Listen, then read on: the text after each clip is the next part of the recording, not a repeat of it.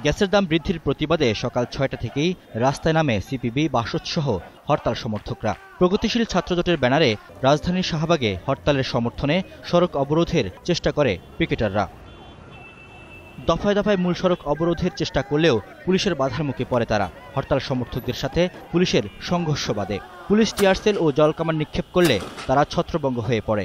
এ সময় গণমাধ্যমের গাড়ি ভাঙচুর করে হরতাল সমর্থকরা। আটক করা হয় কয়েকজনকে। এদিকে পল্টনের মোড় থেকে সিপিবি ও বাসদের নেতারা হরতাল সমর্থনে মিছিল করে। পরে দুপুরে বাম দলগুলো জাতীয় প্রেসক্লাবের সামনে একটি সংক্ষিপ্ত সমাবেশ করে। বক্তারা বলেন, অযৌক্তিকভাবে সরকার গ্যাসের দাম বৃদ্ধি করেছে।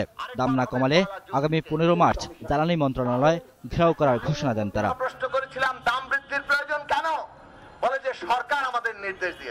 সরকার পুনরায় বিদ্যুতের মূল্য বৃদ্ধির যে ঘোষণা দিয়েছে তা থেকে সরে আসারও দাবি জানান বক্তারা। এদিকে জাতীয় প্রেসক্লাবের সামনে হরতাল বিরোধী একটি মানববন্ধনে অংশগ্রহণকারীদের সাথে হরতাল সমর্থকদের হাতাহাতিতে 2 জন আহত হয়।